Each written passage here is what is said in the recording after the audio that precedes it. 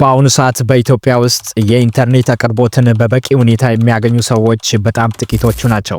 የዩኒተሪ ሪፖርት እንደሚያሳየው ከሆነ በኢትዮጵያ ውስጥ የኢንተርኔት ተጠቃሚ 30% በገጠር 55% በከተማ እንደሆነ ያሳያል።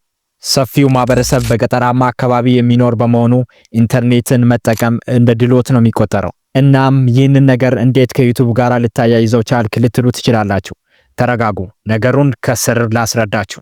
እንዳልኳችሁ በፐርሰንት ሲገለጽ 30%ቱ በገጠር የሚጠቀም ነው ማለት 75%ቱ ደግሞ የኢንተርኔት አቅርቦትን የማያገኝ ነው ማለት ነው።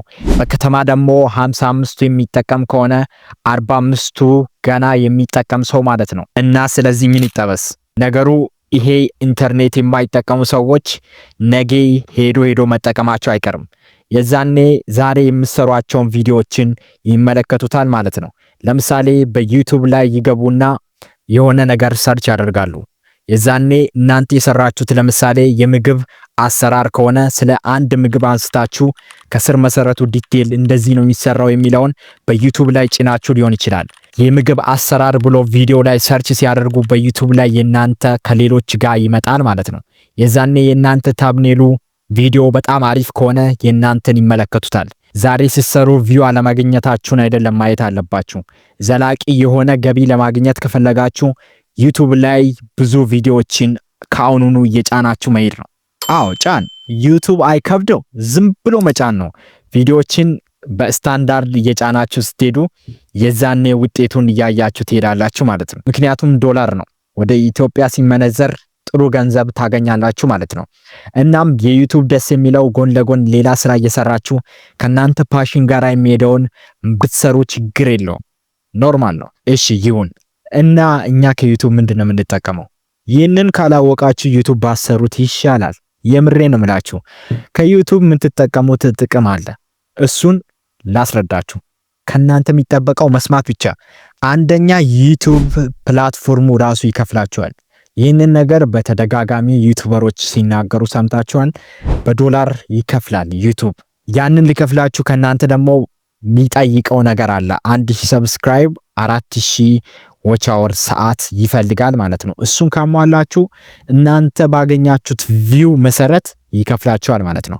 ሁለተኛ ማስታወቂያዎችን በመስራት ይህ ማለት ደግሞ እያደጋችሁ ስትሄዱ የራሳችሁንም ሆነ የሌላ ሰዎችንም እቃዎችን የተለያዩ የንግድ ነገሮችን በማስተዋወቅ ከዩቲዩብ ጥቅም ልታገኙ ትችላላችሁ። በዚህ ጊዜ ማስታወቂያ በብዛት የሚሰራው በሶሻል ሚዲያ ነው። እንደ ድሮ ባነር መለጠፍ በየመንገዶቹ በየፖሉ የሆነ ማስታወቂያ ሰርቶ መለጠፍ ቀረ። ስለዚህ ማስታወቂያዎችን ልትሰሩ ትችላላችሁ። ሌላኛው ደግሞ ሶስተኛው የምትሸጡት ፕሮዳክት ካለ የሆነ ነገር አምርታችሁ ለምሳሌ የውበት መጠበቂያ የምትሰሩ ከሆነ ያንን ፕሮዳክታችሁን በታዋቂ ስትሆኑ የራሳችሁን ስም ስንገነቡ ያንን በማስተዋወቅ ልትሸጡ ትችላላችሁ ማለት ነው። በእነዚህ መንገዶች ብር ይገኝበታል። እናንተ ግን በትዕግስት የተወሰነ አክል ጊዜ ወራትን ሰጥታችሁ መስራት ነው የሚጠበቅባችሁ። አንድ ተማሪ 5 ዓመት 6 ዓመት እንደዚሁም 7 ዓመት ለፍቶ ምን ብሎ ነው ሊመረቅ የሚችለው? ተመርቆም ስራ ሊያገኝ የሚችለው? እናንተም ዩቲዩብ ላይ ለፍታችሁ ጥራችሁ በለቀቃችሁት እንደዚሁም በሰራችሁት ቪዲዮ ነው። በአሁኑ ሰዓት በዩቲዩብ ላይ ጥሩ ስም የገነቡ ሰዎች የራሳቸውን ፕሮዳክት እየሸጡ ነው የሚገኙት።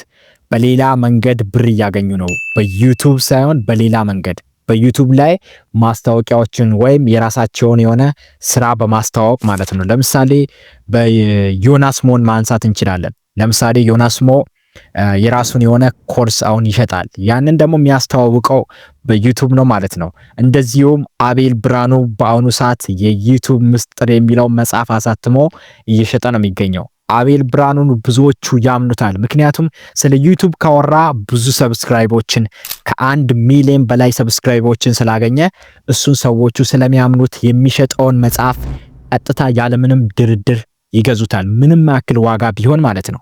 እና ስለዚህ እናንተ እንድታውቁ የሚፈልገው ነገር ቢኖር ዩቲዩብ ለዚህም ያደርሳል። እናም የምትችሉትን ነገር በመስራት ልቀቁ። እመኑኝ፣ ለሰዎች ችግር መፍትሄ የሚሆን ቪዲዮ ከሰራችሁ ያለምንም ጥርጥር በዩቲዩብ ገቢ ታገኛላችሁ። እንደዚህ ስላችሁ ደግሞ ዘላችሁ እንዳገቡ። አንደኛው ኒች መምረጥ አለባችሁ። እዛም እዚህ ማለት የለባችሁም። አንዴ ዜና፣ አንዴ መጽሐፍ ሪቪው፣ እንዲሁም አንዴ ምግብ አሰራር እያላችሁ የተለያየ ተመልካቹን ማወዛገብ የለባችሁም። አባቴ መጽሐፍ ሪቪው ከያዝክ እሱን ብቻ ይዘ መቀጠል ነው። የመረጥከውን ኮንቴንት ምግብ አሰራር ከሆነ እሱን ይዘ መቀጠል። ከዛ ውጪ አንዴ ዜና፣ አንዴ ምግብ፣ አንዴ ደግሞ ቴክኖሎጂ ምናምን ካላችሁ የእናንተን ኮንቴንት ሰዎቹ ሊረዱ ስለማይችሉ ትንሽ ያስቸግራቸዋል። ስለዚህ ንች ምረጡ። ልትሰሩ የፈለጋችሁትን እናንተ ደስ የሚላችሁን ደግሞ ተመልካቹ የሚፈልገውን ነገር መርጣችሁ መስራት አለባችሁ ማለት ነው። ሁለተኛው ታምኔል ነው። የቀበሌ ማመልከቻ ይመስል 5 መስመር አትጻፍ። በቃ ቀለል አድርገው አይን ላይ እንዲገባ አድርገ 1-2 ቃል ብቻ ሳቢ የሆነ ጥያቄ የሚፈጥር ሰዎቹ ምን ፈልገዋሉ የሚለውን ነገር ለመረዳት እና በአንዴ በጣም ትንሽ ሴኮንድ ነው ያላቸው የእናንተን ታምኔል ሊያዩ። ከለሩ አሪፍ ሆኖ ቃላቱ በደንብ የሚነበብና 1-2 ቃል ሲሆን ነው ሰዎቹ በአንዴ ተረድተው ወደ እናንተ ቪዲዮ ነክተው ሊገቡ የሚችሉት። ስለዚህ ቃላትን አሳጥሩ። ይህንን መጽሐፍ ከመውደዴ የተነሳ ከጓደኞቼ ጋራ ከቤተሰቦቼ ጋራ አብሬ አነበብኩ። እንደዚህ ብትል ማን ነው የሚያነብልን? ይሄን ሁሉ መስመር 16 በ9 ላይ ይህንን ሁሉ ስትጽፍ ማን ነው ያንተን ታምኔል የሚያነበው? በጣም ብዙ ምርጫዎች አሉ ለአይን የሚያጓጉ። ስለዚህ ያንተን ትቶ ነው የሚያልፉት። ከዛ ሁሉ ካነበብኳቸው መጽሐፍቶች ብትል ወይም ካነበብኳቸው መጽሐፍቶች ውስጥ ብትል ጥያቄ ስለፈጠረበት ያ ሰው ምን ለማለት ነው መጽሐፍ ሪቪው የምታደርግ ከሆነ ከዚህ በፊት ያንን ያይና ይሄ መጽሐፍ በተለየ መሆን አለበት ብሎ ነክቶ እንዲገባ ማድረግ መቻል አለበት። ያንን ደግሞ በታምኔል ላይ ያስቀመጥከውን በቪዲዮ ላይ በደንብ ማብራራትና መግለጽ የግድ ይጠበቃል ማለት ነው። ወደ ሶስተኛው ስናልፍ ኤዲቲንግ ነው። አባቴ ያለ ኤዲቲንግ ዩቲዩብ አይታሰብም። የግድ ኤዲቲንግ ማወቅ አለባችሁ።